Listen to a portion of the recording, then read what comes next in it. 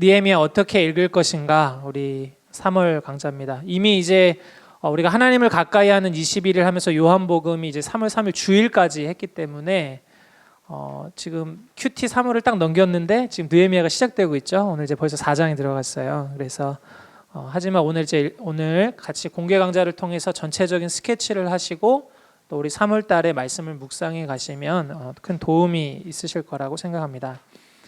이번에도 좀 서론적인 부분을 좀 다루면요. 먼저 이제 큐티 학교, 우리 분당 우리 교회 큐티 학교와 큐티 공개 강좌 어떻게 다른가? 지난 달에도 설명을 드렸는데 큐티 학교는 큐티하는 방법을 가르쳐 드리는 거고요. 5주간 이제 진행을 합니다. 그리고 큐티 공개 강좌는 지금 오신 거 성경 개관을 합니다. 그래서 매월 1회 월요일 날 시행하고 있고요. 이제 큐티 학교가 이번 주부터 이제 시작을 합니다. 큐티 방법에 대해서 큐티 하는 법을 좀 배우고 싶으신 분들은 3월 7일 목요반입니다. 오전 10시에 우리 드림센터 302호에서, 그리고 주일반은 3월 10일 주일 오후 5시에 드림센터 701호에서 시작을 하게 됩니다. 개강하게 됩니다. 참고해 주시고요. 이제 오늘 큐티 공개 강좌도 마찬가지로 앞부분은 우리가 느헤미야 성경 개관을 하고 뒷부분은 직접 성경을 오늘 읽으려고 합니다. 지난번에 요한복음 읽으니까 14장까지 읽었어요. 그죠? 그래서 오늘 13장까지입니다. 네, 느헤미야가 다 읽을 수 있을 겁니다. 그리고 지난번에 한 성도님이 피드백 주셨어요. 목사님 읽을 때 너무 좋았는데 같이 호흡하면서 읽으면 좋겠다고. 그래서 오늘은 이렇게 5절씩 이렇게 나눠서 서로 교독하면서 읽으면서 한번 다 읽어보려고 합니다. 또 개중에는 이렇게 음성으로 된 거를 틀어서 읽을 수도 있는데, 제가 개인적으로 경험했을 때 그렇게 하면서도 이렇게 읽으면서도 있지만 육성으로 읽고 눈으로 읽고 내 입으로 말하고 또 그걸 귀로 듣고, 이게 공감각적으로 이렇게 성경을 이렇게 좀 대하는 때 또 그런 은혜가 있거든요. 그래서 오늘 저 성경을 읽는 시간으로 느헤미야를 한번 전체 보려고 합니다. 다음 달 공개 강좌 미리 좀 설명드리면, 다음 달은 이제 아가서가 진행됩니다. 오늘 느헤미야서 이번 달에 하고 마태복음 일부 못한 부분들을 하게 되고요. 이제 4월에는 아가서입니다. 아가서 어떻게 읽을 것인가 참고해 주시면 되겠습니다. 자, 그러면 오늘 이제 느헤미야 개관을 들어가도록 하겠습니다. 여러분 나눠드린 그 자료를 함께 보시면서 참고하시면서 보시면 훨씬 이해에 도움이 되실 겁니다. 먼저 이 저자에 대한 부분인데요. 이 느헤미야의 저자는 누구냐라는 부분입니다. 느헤미야 앞부분에 에스라, 느헤미야 이렇게 저희가 성경은 구분이 되어 있는데, 원래 이 에스라와 느헤미야는 한 권의 책이었습니다. 원래는 붙어 있었어요. 그런데 이게 두 권으로, 에스라, 느헤미야 이렇게 두 권으로 구분된 거는 이제 2세기 오리겐 때 정도부터 이게 두 권으로 구분해서 봤다, 이렇게 됩니다. 학자들에 따라서 그래서 이게 한 권이었기 때문에 에스라가 저자일 것이다 라고 주장하는 학자들도 있고, 느헤미야가 또 이 느헤미야서는 느헤미야가 저자에게 기록을 했다, 이게 두 가지 의견들이 있어요. 근데 확실하지는 않습니다. 그 부분을 알기는 좀 어렵고요. 그러나 이 두 권이 한 권이었다는 거, 한 흐름에서 쓰여졌다는 거, 이거를 보시면 도움이 되시겠습니다. 자, 다음에 이제 느헤미야의 이 구약의 위치입니다. 성경을 이렇게 쭉 읽어가다 보면 저희가 어려움을 만나는 게 뭐냐면, 이게 시간 순서대로 쭉 가는 듯 하는데 이게 시간 순서에 안 맞는 거죠. 그게 왜 그러냐면 성경이 시간 순서대로 쭉 기록되어 있지 않기 때문입니다. 그래서 위에 이제 역사서라고 기록된 부분이 역사의 흐름으로 기록된 건데, 창세기, 출애굽기, 민수기, 여호수아, 사사기, 이 역사서 위쪽 부분으로 여러분이 성경을 읽어가시면 성경에 이런 흐름으로 구약이 왔구나, 이걸 아실 수가 있으세요. 중간에 그 아랫부분 보시면 레위기, 신명기, 룻기, 역대상, 역대하, 여기 또 어느 시기에 기록됐는지 그 위치가 기록돼 있죠. 요거를 참고하시면 성경을 읽을 때 요 시간대에 이 말씀이 기록된 거구나, 이해를 하실 수가 있습니다. 그러면 저희가 이제 살펴보고 있는 이 느헤미야는 어디에 위치해 있습니까? 구약 성경의 역사서의 제일 마지막에 기록이 돼 있죠. 제일 마지막에 기록돼 있습니다. 그러니까 구약 성경의 이 흐름의 제일 끝에 기록된 성경이 느헤미야다, 이렇게 이해를 하시면 되겠습니다. 그리고 이 성경의 흐름 중에 이제 선지자들을 통해서 하나님이 말씀을 하시는데, 이게 예언서 그 선지서라고 저희가 얘기를 하는데요. 이게 다양하게 기록이 돼 있죠. 그러면 느헤미야 시대에 활동했던 이제 선지자는 누구냐? 이 말락입니다. 구약 성경의 제일 끝에가 이제 말락이잖아요. 말라기 선지서. 그래서 느헤미야와 말라기는 같은 시대다. 같은 시대의 상황을 보여주고 주신 메시지를 담고 있다. 이렇게 이해하시면 성경을 이해할 때 굉장히 도움이 되실 겁니다. 느헤미야가 어디에 위치했는지 이해가 되셨죠? 네, 요걸 한번 저희가 짚고 가고요. 자, 그러면 이제 언제 있었던 일인가라는 부분인데요. 한 번에 펼쳐서 보겠습니다. 자, 그 느헤미야의 어떤 스토리를 좀 알기 위해서는요, 좀 그 전체적인 시대적 흐름을 좀 살펴보겠는데요. 먼저 북이스라엘이 아수르에 의해서 멸망당하고 그 후에 유다가 586년에 이제 멸망하게 됩니다. 최후의 마지막 왕이었던 시드기야 왕을 끝으로 유다가 이제 바벨론에 완전히 망하게 됩니다. 그리고 3차에 걸쳐서 다 바벨론으로 이제 각 지역으로 흩어지게 되죠. 포로로 끌려가게 됩니다. 그리고 나서 539년에 바사라고 합니다. 성경에 바사라고 기록되어 있는데 이거 페르시아입니다. 페르시아의 왕이었던 이 고레스가 바벨론을 점령합니다. 그러니까 이전까지는 바벨론이 그 인근의 지역에 있는 나라들을 제패했었는데 새로운 신흥 강국이었던 바사, 메데 바사, 이 페르시아의 왕이었던 고레스가 바벨론을 꺾어요. 그게 539년에 있었던 일입니다. 그리고 나서 이 고레스에 의해서 538년에 이 포로로 있었던 사람들을 다시금 예루살렘으로 귀환할 수 있도록 합니다. 이 스룹바벨을 통해서 고레스가 갈 수 있게 해줘요. 그 일이 538년에 있었고요. 그리고 이 스룹바벨이 돌아가서 한 일이 뭐냐면 이 예루살렘 성전을 재건하는 일을 합니다. 그게 한 20년에 걸쳐서 이제 이루어지거든요. 그래서 516년에 성전이 이제 재건이 됩니다. 성전이 재건이 되고요. 그리고 저희가 2차가 언제냐면 458년에 BC 458년에 2차 귀환을 하게 됩니다. 이 에스라가 이제 두 번째로 이스라엘 백성들과 함께 예루살렘으로 귀환하게 되는데 그게 458년에 돼 있고 이건 에스라를 중심으로 했습니다. 그래서 이 돌아온 에스라가 했던 일은 뭐냐면 말씀 운동을 일으켜요. 성전이 먼저 지어지고 나서 그 다음에 하나님의 말씀이 지켜지지 않고 있었는데 에스라가 돌아가서 그때는 말씀의 회복 운동, 율법을 재건하고 다시금 하나님의 말씀을 강론하고 말씀에 따라 살 것을 당부하면서 말씀의 부흥 운동을 일으키는 게 2차 귀환 에스라 때 이제 그런 일이 일어나게 됩니다. 그리고 그 후로 이제 444년 이제 오늘 저희가 살펴보는 느헤미야인데 3차 귀환 스토리 느헤미야를 중심으로 세 번째로 이제 이스라엘 백성들이 다시 예루살렘으로 귀환하게 됩니다. 그리고 오늘 그 내용을 살펴볼 거고요. 느헤미야가 다시금 이제 개혁하는 것까지 432년까지의 그 내용을 오늘 저희가 살펴볼 겁니다. 그래서 빨간색으로 된 부분 있잖아요. 빨간색으로 표시되어 있는 그 연도는 성경의 에스라, 느헤미야, 에스라서의 내용이 바로 그 내용들입니다. 빨간색이고요. 파란색은 느헤미야. 성경에 느헤미야가 기록된 부분이 그 내용이고요. 저희가 성경을 읽어보면 에스라, 느헤미야, 다음이 에스더죠. 에스더가 뒤에 있는데 실제로 에스더의 사건은 언제 기록된 거예요? 이 중간에 기록된 겁니다. 478년 에스더의 사건은 이 중간에 1차와 2차 귀환 그 사이에 에스더의 어떤 사건들이 기록된 거죠. 그러니까 성경에 여러분 시간의 흐름을 이렇게 이해를 하시고 스케치를 하시고 그러시면 되겠습니다. 자, 다음은요. 에스라와 느헤미야의 괴관인데 그래서 에스라서는 1차 귀환과 2차 귀환의 스토리가 기록되어 있습니다. 그래서 스룹바벨을 통한 예루살렘 성전을 재건하는 것과 율법을 재건하는 것, 말씀을 회복하는 것, 이 내용이 에스라서에 기록되어 있고요. 느헤미야는 3차 귀환.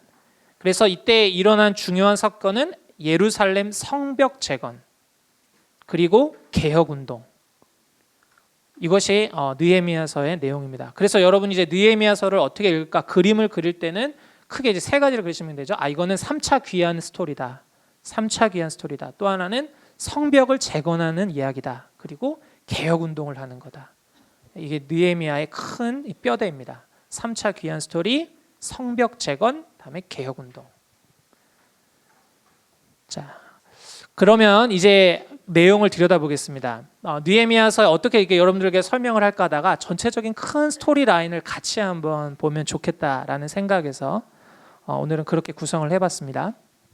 자, 그러면 먼저 이제 3차 귀환에 하게 된 이 동기에 대한 부분인데요. 먼저 이 일을 주도한 느헤미야가 누구냐라는 거죠. 느헤미야는 이름의 뜻이 여호와께서 불쌍히 여기심이라는 뜻입니다. 이름의 뜻이 여호와께서 불쌍히 여기심, 긍휼히 여기심 이런 뜻이고요.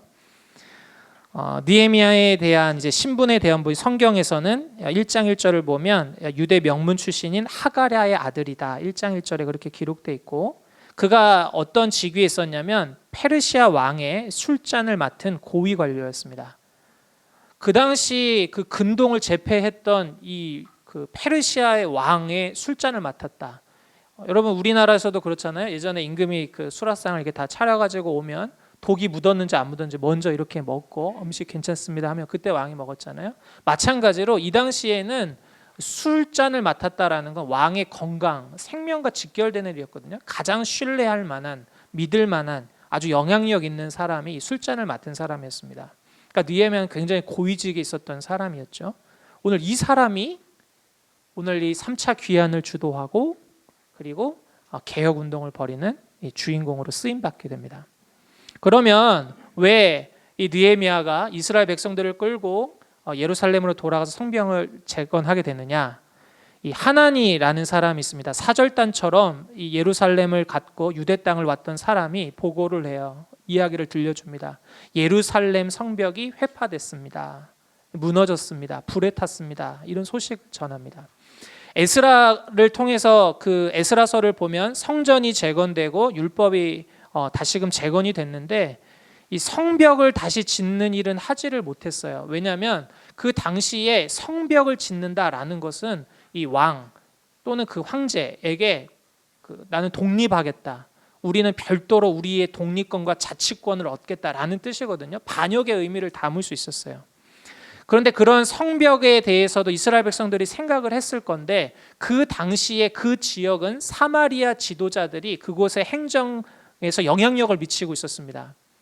그래서 그 사람들이 딱 봤을 때 그런 일을 이스라엘 백성들이 하니까 이 민족이 다시금 이 페르시아에 반역하려 하는가 회파하죠. 자신들이 누리고 있는 영향권을 빼앗기고 그들이 자치권을 획득할까 봐 그런 분을 계속 방해를 합니다. 그러니까 성벽도 회파가 되고 무너지고 쌓아지지 못하고 그런 상태에 방치되어 있는 거죠. 이런 일을 하나니가 이제 느헤미야에게 들려줍니다. 이런 동족이, 이스라엘 백성이 이렇게 멸망한, 그리고 그렇게 지금 수치스러운 자리와 안타까운 상황이 있는 걸 보고 굉장히 슬퍼하죠. 그리고 금식하면서 기도합니다. 그게 이제 1장의 내용이고요. 그리고 나서 2장에 가면 느헤미야가 아닥사스다 왕에게 요청을 합니다. 근심하고 있는 표정이 있어서 왕이 무슨 일이냐 했을 때 마음의 그 소원을 이야기하죠. 그랬더니 이 아닥사스다 왕이 성벽 재건을 윤허해 줍니다. 가서 지을 수 있도록 허락을 해줘요. 그래서 이런 스토리의 내용을 보면서 느헤미야가 이제 고백한 게 뭐냐면 하나님의 선한 손이 도왔다. 이제 이런 고백을 2장에서 하고 있습니다. 이런 근거 구절을 여러분께 나눠드린 유인물에 제가 성경 몇 장 어디에 이렇게 달아놨거든요. 그걸 참고하시면서 나 좀 보시면 되겠어요. 그래서 느헤미야가 이 무너졌다는 예루살렘 성의 회파 소식을 듣고 안타까운 마음으로 돌아가야겠다. 그래서 3차 귀환이 시작되게 됩니다. 그러면 이제 성벽을 재건하는데 장애물들이 이제 나옵니다. 내부적인 장애물들이 있고요, 외부적인 방해가 있습니다. 그리고 그것에 응전하는 느헤미야의 태도가 이제 느헤미야서에 펼쳐지는데요. 내부적인 어려움은 어떤 것이 있었느냐? 먼저는 내부 귀환자들의 이 비협조가 있었습니다. 체면을 앞세운 드고와 귀족들 같은 경우에는 그 무거운 일들을 잘 안 하려고 해요. 힘든 일을 하지 않으려고 합니다. 수고를 덜 해요. 상당히 힘을 빠지게 하는 거죠. 모두가 으쌰으쌰 일을 하고 있는데, 그리고 예루살렘의 인근에 거주하고 있었던 이런 귀환자들이 아니 우리가 너무 위험하지 않느냐, 이러한 성벽을 짓는 일, 인근에서 이런 대적자들이 우리를 공격하고 반역한다고 할 수 있는데 우리는 이 일에 참여할 수 없다, 오히려 우리를 지켜줘야 되지 않느냐, 이러한 이야기들을 합니다. 이스라엘 사람들이, 내부 귀환자들이 굉장히 사기가 떨어지는 일이죠. 이게 성벽을 재건하는 일에 어려움이 있었습니다. 다음에는요, 이 공동체 내부적인 불평등과 이 불의로 인한 분열이 있었는데요. 이제 그 느헤미야 5장에 가면 이 자체적인 내부의 문제가 있었어요. 사람들이 흉년이 있었는데 흉년에 있었던 사람들이 굉장히 경제적인 어려움을 겪습니다. 그래서 땅을 갖지 못하고 있었던 사람들이 굉장히 고역으로 인해서 힘들어했고요. 땅에 있던 사람들도 자기 동족에게 이걸 담보 잡히고 또 일을 해야 하는 거예요. 다 땅을 담보 잡히고 그리고 나서 이자를 내야 되고 하니까 너무 힘들었던 거죠. 그런데 부유함을 누리고 있었던 사람들은 동족이 이런 어려움을 당하고 흉년이 있음에도 불구하고 똑같은 이득을 취했어요. 또 이자를 고리로 취했습니다. 이게 바로 내부 안에서 일어났던 일이죠. 그러다 보니까 이 이스라엘의 공동체 내부적으로 불평등으로 인해서, 이런 불의로 인해서 분열이 있었습니다. 성벽을 재건할 때 하나가 되지 못하게 하는 요소들이었죠. 이게 내부적인 장애물이었습니다. 두 번째로는요, 이제 외부에 의한 방해가 있었는데요. 초기에는 성벽을 처음에 이제 짓는 초기에는 이 산발랏과 도비아 등이 이스라엘 백성들을 이제 조롱하고 이제 방해를 합니다. 그래서 느헤미야 4장에 보면 저들의 건축하는 성벽은 여우가 올라가도 곧 무너지리라 막 비방하고 조롱을 합니다. 그러니까 쉽게 무너져 버린다는 거죠. 그러니까 사람들의 사기가 꺾이고 위축돼요. 일을 할 때 힘이 떨어지는 거죠. 두 번째는 이제 중기를 보면 군사적인 방법을 동원합니다. 그럼에도 불구하고 성벽이 지어져 가는 과정을 겪자 이들이 이제 군사적으로 생명의 위협을 느끼도록 막 협박을 하는 거예요. 이런 위기의 상황이 있었습니다. 그리고 마지막, 그럼에도 불구하고 느헤미야와 이스라엘 백성들이 그런 일들을 계속해서 지속하고 성벽을 지어져 가자 느헤미야를 없애야겠다, 살해 음모를 펼칩니다. 그래서 편지를 써서 불러내가지고 죽이려고 하기도 하고요. 또 제사장 스마야를 매수해가지고 성전 외소로 피하자, 이렇게 해가지고 느헤미야로 하여금 범죄하게 하고 이스라엘 사람들로 하여금 신뢰를 떨어지게 하고 이렇게 리더십을 꺾어서 이 일을 도모하지 못하게 하려고 하는 일들이 일어나요. 이런 방해물들이 있었습니다. 이러한 장애물들에 대해서 느헤미야가 어떻게 이제 응전을 했느냐? 처음에 하나님 앞에 기도하면서 성벽을 건축하는 동시에 아주 철통 경계 태세를 취해야 합니다. 그래서 공사를 하면서 전쟁 무기를 가지고 공사를 진행하게 하고요. 전쟁 시 이 신호와 군사 집결을 위해서 나팔 부는 자가 느헤미야 곁에 서게 합니다. 언제든지 나팔을 불면 경계태세, 전투태세를 해서 대적을 물리칠 준비를 하기도 하고요. 공사하는 동안에 노비와 함께 예루살렘 안에서, 성 안에서 자도록 사람들에게 권고하기도 하고요. 느헤미야와 그 곁에 파수하는 사람들은 잠을 잘 때도 옷을 벗지 않고 병기를 손에 잡고 잡니다. 아주 늘 깨어 있는 거죠. 이런 사실도 우리에게 주는 메시지가 있어요. 우리가 주의 일들을 도모할 때 주님께서 주신 일이다, 수많은 공격들이 오거든요. 그럴 때마다 우리가 깨어 있어야 된다는 거죠. 언제 우리를 공격할지 모르는. 우리가 그래서 이번에 금식 수련회를 할 때도 마찬가지고, 우리가 어떠한 정말 중요한 일들을 할 때도 우리가 일을 하고 있다, 그 마음을 그냥 놓고 있으면 항상 빈틈을 노립니다. 가장 약한 부분을 치고 들어오는 게 이 사탄의 전략이죠. 가장 약한 부분. 시간이 약한 부분한테는 시간을 계속 공격해요. 물질이 약한 분은 물질을 계속 공격합니다. 내가 인간관계가 어려운 분들한테는 그 부분을 계속 공격해요. 사탄은 가장 약한 부분을 끊임없이 우는 사자와 같이 딱 지켜보고 있다가 우리를 잡아먹으려고 하고 있죠. 그런데 이렇게 깨어 있는 거죠. 기도하면서 깨어 있고 언제든지 싸울 준비를 하고. 오늘도 모 집사님이 저에게 그런 카톡을 보냈는데, 하나님의 전신갑주를 입고 오늘도 살아야 한다고 보냈어요. 날마다 우리가 깨어 있어야 합니다. 이런 응전의 태도를 보여줍니다. 그리고요, 내부 문제를 그럼 어떻게 느헤미야가 해결하느냐? 지혜로운 판결을 해요. 이스라엘 백성들로 하여금 그런 내부적인 분열과 이 불의에 대한 부분에 있어서 지혜롭게 판결을 합니다. 뿐만 아니라 본을 보여요.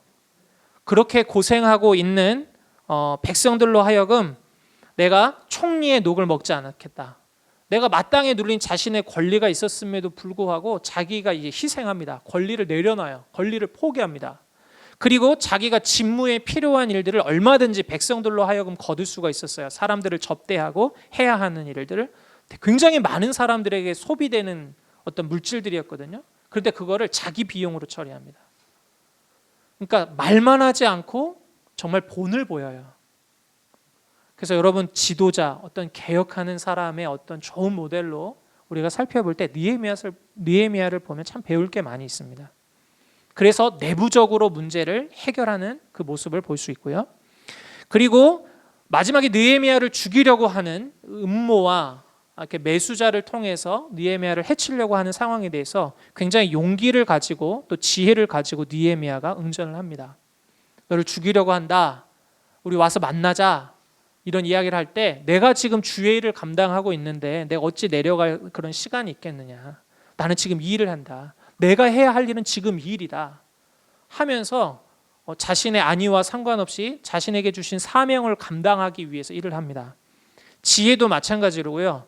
이 제사장 스마야를 매수해가지고 성전 외소에 숨자라고 얘기를 해요. 성전의 외소는 어디냐면 여러분 이 성소에 들어가면 가장 깊은 곳에 언약궤가 있는 지성소가 있는 걸 내소라고 하고 떡상과 금촛대와 이 향을 피우는 곳 있는 그곳이 이제 외소라고 하거든요.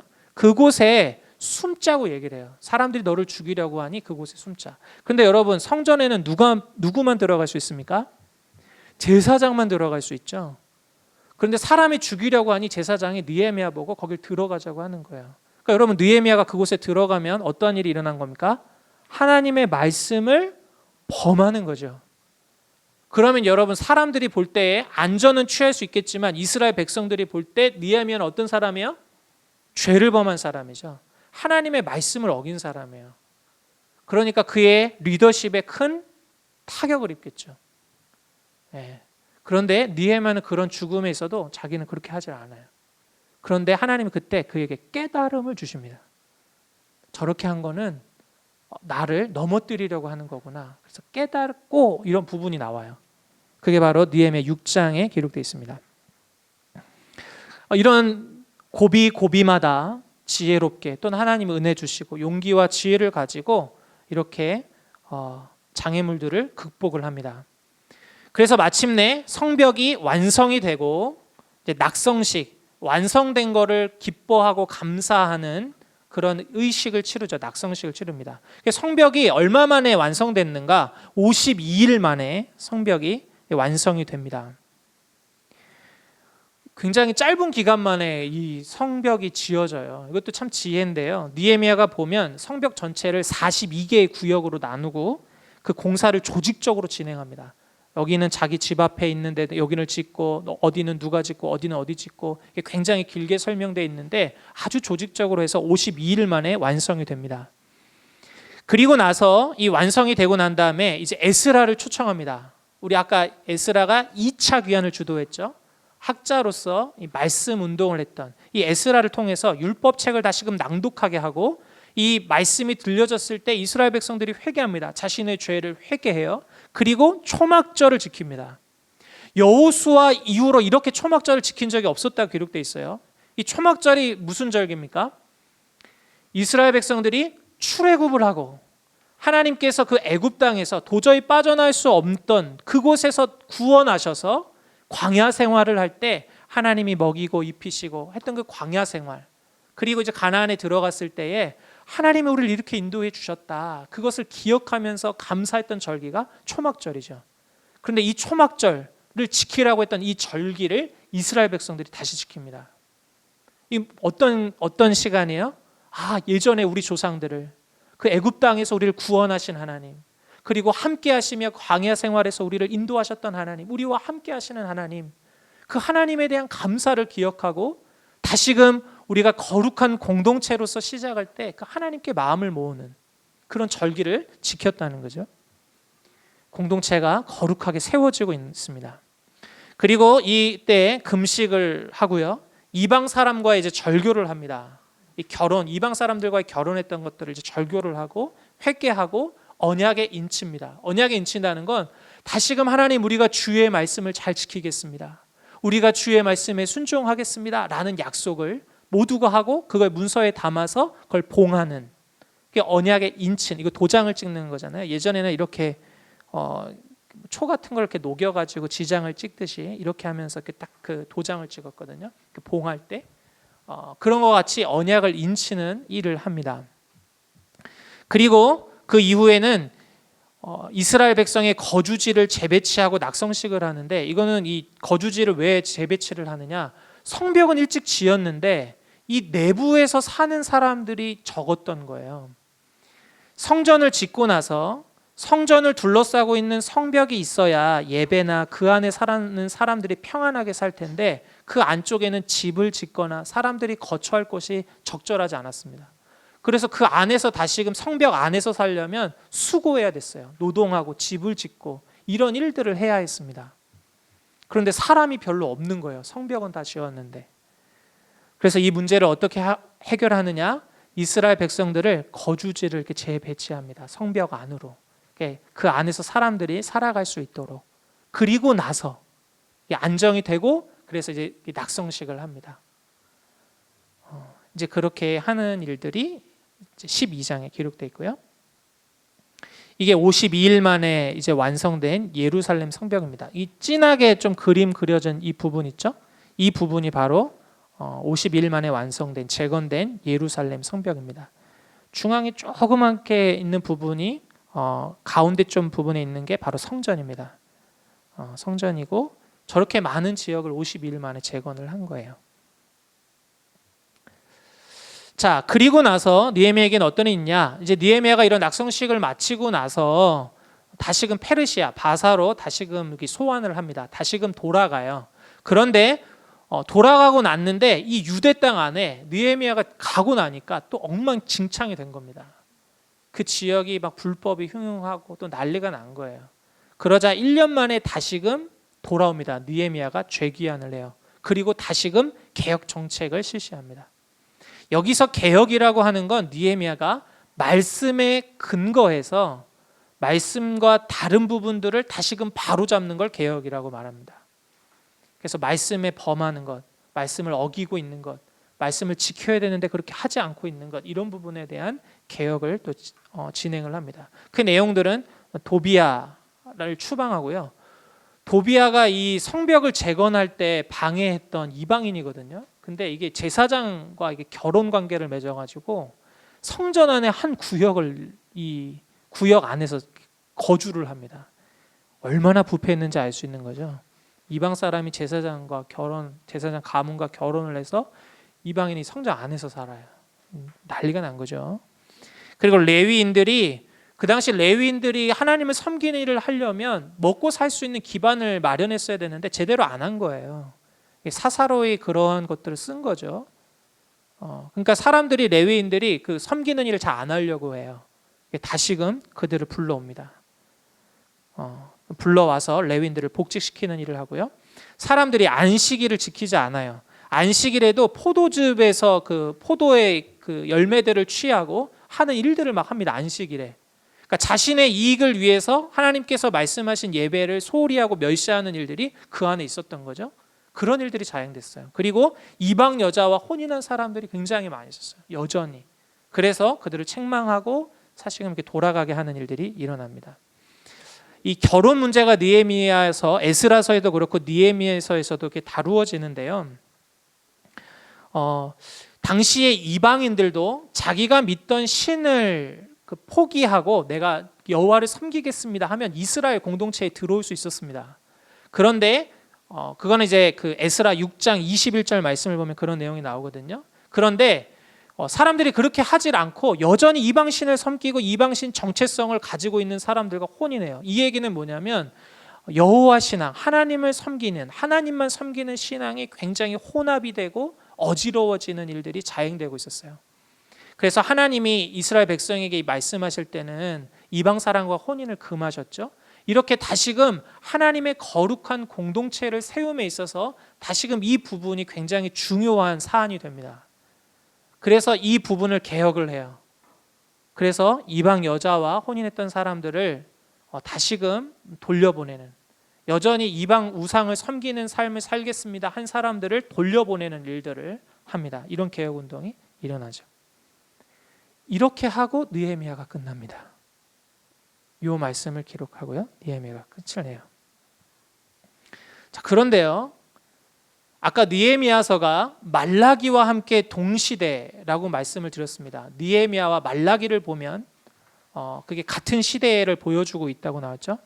느헤미야가 돌아오고 나서 이 말라기서가 느헤미야가 돌아오기 전이다, 후다, 이거에 대해서 그 논의하는 학자들의 이야기가 많은데, 이 내용을 살펴보면 그 시대가 여전히 굉장히 부패했음을 보여줍니다. 이스라엘이 하나님과 맺었던 언약을 파기하고요, 안식일을 지키지 않고 11조를 드리지 않고 이방 여인과 결혼하고 제사장 직분을 더럽힘으로 예배를 멸시하는 일들이 말라기에서도 보면 굉장히 많이 지적이 되고 있어요. 끊임없이 느헤미야가 개혁을 하고 하나님의 도우심으로 성벽을 재건하고 하나님이 하시는 일들을 보고 했음에도 불구하고 이스라엘 백성들이 조금 좋아지나 싶었는데 또 회개하고 눈물하고 언약을 다시 갱신하면서 인을 치고 고백하고 했는데 또 돌아가요. 또 자신의 이익을 위해, 자신의 만족을 위해, 자기가 원하는 대로, 자기의 생각대로 이런 일들 또 돌아갑니다. 이렇게 말라기서가 끝을 맺고 있죠. 느헤미야서와 말라기는 그래서 조금 침울하게 마무리를 짓고 있습니다. 시대를 보여주고 있어요. 이게 바로 느헤미야의 전체적인 어떤 스케치입니다. 조금 그림이 그려지시나요? 큰 그림 그려지나요? 네. 자, 그러면 느헤미야를 통해서 우리에게 주시는 메시지가 뭔가 굉장히 많습니다. 굉장히 많은데 제가 한 3가지 정도만 좀 추려왔습니다. 굉장히 많지만 첫 번째 1 있는데 우리 1을 한번 같이 한번 읽어볼까요? 1 시작. 약속을 깨뜨리는 인간과 변함없이 지키시는 하나님. 네, 느헤미야서가 보여주는 것은 2가지를 먼저 보여줍니다. 하나는 끊임없이 하나님과의 약속을 깨뜨리는 인간의 모습을 보여줘요. 그리고 반대로 변함없이 약속을 지키신 하나님, 좀 어려운 말로 언약에 신실하신 하나님을 느헤미야서에는 보여줍니다. 여러분, 이스라엘이 멸망하게 된 이유가 무엇입니까? 죄 때문이죠.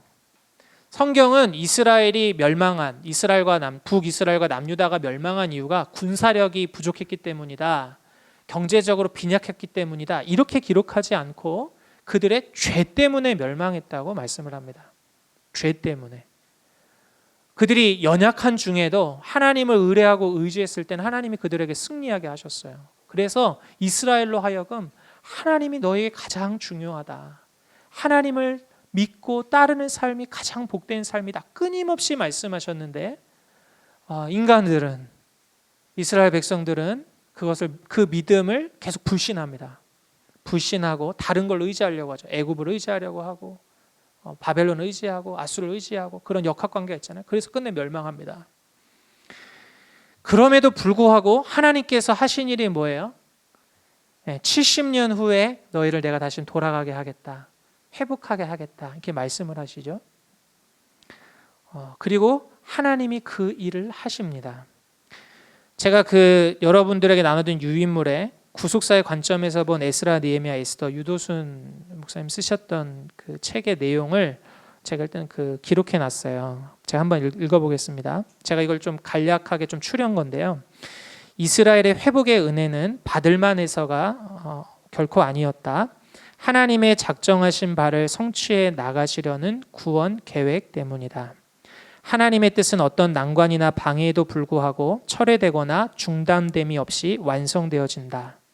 이스라엘은 메시아가 탄생하여야 할 혈통이요, 가나안은 메시아가 탄생하여야 할 땅이다. 그들은 가나안 땅으로 돌아와야만 했다. 에스라, 느헤미야에는 여호와의 손이라는 말이 자주 등장한다. 이것은 포로귀환, 성전 중건, 성벽 재건, 개혁운동 등이 여호와의 손에 이루셨음을 뜻한다. 여호와께서 고레스와 스룹바벨, 에스라, 느헤미야 등을 붙잡으시사 도구로 사용하셨던 것이다. 네. 이게 무슨 내용입니까? 하나님이 타락한 인간들을 죄로 인해서 하나님과 단절된 우리를 구원하시기 위해 약속을 주셨죠. 여자의 후손을 통해서 뱀의 머리를 밟고 우리를 구원하실 분을 보내실 것이다. 창세기에 말씀하셨죠. 그리고 아브라함과 언약을 맺으시고 또 모세와 약속하시고 이후로도 쭉 그 약속을 하셨어요. 우리의 구원에 대한 말씀을 하셨어요. 그리고 그 역사를 계속 다 보면 하나님과의 믿음을 저버리는, 약속을 깨버리는 이 역사가 계속 기록되어 있습니다. 그런데 하나님은 그 구원, 맺으신 언약을 끊임없이 지키시려는 뜻을 계속 이루세요. 신실하게 이루세요. 이스라엘이 하나님께 범죄해서 멸망했습니다. 그래도 하나님은 구원 계획을 계속 이루세요. 그리고 선지자들에게 말씀하신 대로 베들레헴에서 메시아가 난다. 여자의 후손으로 날 거다. 처녀의 몸에서 날 거다. 수많은 약속을 하시고 구원자에 대한 약속을 하신 것을 끊임없이 이루어 가세요. 그래서 이스라엘 백성들이 지금 망해서 회복할 수 없는 단계였는데 고레스를 통해서 1차 귀환을 보내고 성전을 회복하게 합니다.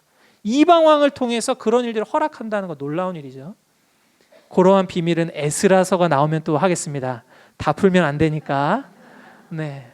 미리 보고 싶으신 분은 저희 사이트에 가시면 장진규 목사님이 전에 하셨던 그 개관을 보시면 될 거예요. 그 놀라운 일들이 일어나요. 그 하나님이 하시는 일입니다. 그리고 오늘 이 일도 마찬가지고요. 이 느헤미야의 성벽 재건도 마찬가지고 하나님이 돌아와서 또 관계를 맺고 거룩한 성벽을 짓게 하고 이곳에서 말씀을 지키면서 정착할 수 있는 환경을 조성하세요. 왜요? 이곳에 구원자이신 예수님을 오게 하기 위해서. 이런 스토리가 계속 흐르고 있는 겁니다. 구원의 역사, 이걸 구속사라고 하거든요. 그 일을 하시는 거예요. 그 약속을 지키는 거예요. 우리는 계속 실패하는데 이스라엘 백성들이 언약에 또 인을 치고 아멘 주님을 따르겠습니다. 막 회개의 눈물을 흘리고 했는데 또 부패하고 했음에도 불구하고 하나님은 우리를 구원하겠다 하신 그 약속을 끊임없이 지켜가십니다. 그래서 느헤미야와 말라기는 굉장히 암울하게 끝나요. 특히 말라기서는 우울하게 끝납니다. 그런데 여러분, 그래서 뭘 고대하게 해요? 메시아이신 예수 그리스도를 바라보게 합니다. 그 내용이 오늘 느헤미야서에서도 볼 수가 있어요. 그래서 여러분 느헤미야 6장 16절을 보면 오늘 이 말씀합니다. 그들이 우리 하나님께서 이 역사를 이루신 것을 알미니라. 이 성벽을 오늘 재건하신 건 하나님께서 하셨다라고 말하고요. 느헤미야서 13장 31절 보면 내 하나님이여 나를 기억하사 복을 주옵소서. 굉장히 우울한, 느헤미야가 굉장히 우울하게 끝나는데 마지막에 느헤미야가 하나님 앞에 기도하는 거예요. 하나님, 제가 끊임없이 주의 일을 하려고 합니다. 주님, 이걸 기억해 주시고 복을 주옵소서. 예, 하나님이 이 기도를 받으시죠. 느헤미야의 복을 당연히 기억하시죠. 그리고 하나님이 이 이스라엘 백성을 회복시키시는 일을 하시죠. 누구를 통해서? 예수 그리스도를 통해서 하십니다. 말라기 1장 10절을 보면 너희 중에 성전 문을 닫을 자가 있었으면 좋겠다, 이런 말씀이 있어요. 그만큼 이스라엘이 부패했습니다. 여전히. 그리고 말라기서 4장 2절을 보면 내 이름으로 경외하는 너희에게는 공의로운 해가 떠올라서 치료하는 광선을 비추리니. 여기서 공의로운 해가 떠오른다. 이건 누구를 말씀하는 걸까요? 예수님을 얘기해요. 인간으로는 도저히 치료할 수 없는, 인간의 힘과 노력으로 성전을 재건하고 회복하려고 했지만 회복이 완전히 되지 않는 상황에 우리를 완전하게 치료하실 분이 오실 것이다. 누가 오신다는 거예요? 예수님이 오실 것이다. 이렇게 예고하면서 이 말씀을 매듭하고 있습니다. 네, 굉장히 이 부분을 강조하면서 말씀하고 있는데, 그래서 여러분, 우리에게 받은 구원이 너무나 감사한 거고요. 우리가 그래서 우리의 영혼이 안전한 겁니다. 여러분, 우리의 삶을 돌아보세요. 얼마나 연약하고 깨어집니까? 하나님 앞에 결단하고 작심하지만 우리는 끊임없이 넘어집니다. 완악하고요. 그럼에도 불구하고 그런 나를 아시고 하나님이 완전히 우리를 치유하신 방법이 무엇입니까? 하나님의 아들이신 예수 그리스도를 보내셔서 예수님을 통해서 예수님의 그 의가 우리에게 전가됨으로 우리는 여전히 죄인이지만 예수님을 내 주로 고백할 때에 예수님으로 옷 입게 하셔서 하나님께 마음대로 담대하게 나아갈 수 있는 길을 주시는 거죠. 그래서 주님 안에 우리는 안전한 거예요. 하나님의 계획 안에 있기 때문에 우리는 안전한 겁니다. 그래서 여러분 에베소서 1장을 보면 그거를 찬송하리로다, 그 감격을 고백하는 게 에베소서 1장에 나오고 있습니다. 여러분 그걸도 한번 보셔도 좀 도움이 되실 거예요. 두 번째는요, 느헤미야의 주요 메시지는 하나님의 능력을 의지하고 그만 섬기라는 겁니다.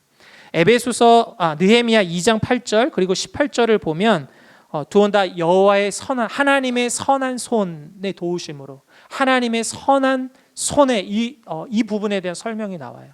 하나님이 하나님의 사람에게 하나님의 선하신 뜻을 주시고 소원하는 마음을 주시고 그 일을 행하실 때 누가 도와주신다? 하나님의 선한 손이 함께한다. 그래서 우리가 주의 일을 할 때, 선한 일을 할 때는 주님의 능력을 의지하고 하나님만 섬기며 나아가라는 거예요. 네, 우리가 그런 마음으로 하라는 겁니다. 하나님이 손이 우리와 함께한다. 하나님이 하신다. 하나님의 능력을 의지하고 그만 섬기라. 그래서 갈라디아서 6장 9절에는 우리가 선한 일을 하다가 낙심하지 말지니 말씀해요. 선한 일을 하다 낙심하지 말지니 때가 이름에 거두리라 말씀합니다. 하나님 반드시 성취하게 하신다는 거예요. 그걸 우리의 마음에 담으라는 거죠. 수많은 장애에도 불구하고 그것을 극복하고 하나님의 일을 완성한 느헤미야의 모습을 통해서 우리는 이러한 메시지를 배울 수 있습니다. 세 번째는요, 이거는 좀 객관적인 메시지인데, 개혁된 교회는 계속 개혁되어야 한다. 이거는 우리 칼빈과 우리 개혁교회의 캐치프레이즈입니다. 어거스틴이라는 초대 교부가 이런 이야기를 했어요. 항상 교회는 개혁되어야 한다. 이런 말을 했습니다. 그 이후로 끊임없이 계속 회자되는 이야기는 뭐냐면 우리가 말씀을 통해서 계속 개혁되어야 된다. 이 말씀을 하고 있습니다. 우리가 죄인인 사실과 우리가 여전히 불완전한 존재라는 사실을 정직하게 고백할 때 우리는 항상 말씀에 비추어서 내 삶을 돌아보고 개혁해야 합니다. 느헤미야가 보여준 것처럼 개혁이 일어났지만 또 어려워요. 또 무너져요. 여러분 내 스스로도 그렇잖아요. 또 좋아졌지만 또 무너져요. 그런데 계속 개혁되어야 됩니다. 언제까지요? 예수님 만날 때까지 계속. 우리 분당 우리 교회도 개혁된 교회는 계속 개혁되어야 됩니다. 하나님의 말씀에 비추어서 하나님의 말씀이 아닌데 하고 있는 것이 있다면 개혁해야 합니다. 계속 바꿔야 되는 거죠. 우리의 삶도 마찬가지입니다. 하나님의 말씀을 기준으로 비추어서 하나님의 말씀에 부딪히는 것이 있으면, 하지 말라고 하는데 하는 것이 있다면 바꿔야 되고, 하라고 하신 것이 있는데 안 하는 것이 있다면 개혁해야 되는 거죠. 이건 교회와 바로 우리가 우리 마음에 담아야 할 메시지죠. 느헤미야에서도 오늘 그런 내용들을 우리가 볼 수 있다고 생각을 합니다. 이게 바로 이제 느헤미야의 전체적인 개관이 되겠습니다. 그래서 우리 주요 메시지 요 세 가지를 다시 한번 같이 한번 읽어보겠습니다. 제가 1 하면 한번 읽어주시고 2 하면 이렇게 해서 같이 한번 읽어볼까요? 1. 약속을 깨뜨리는 인간과 변함없이 지키시는 하나님. 2. 하나님의 능력을 의지하고 그만 섬기라. 3. 개혁된 교회는 계속 개혁되어야 한다. 네, 여기까지 느헤미야의 전체적인 개관을 한번 살펴보았습니다.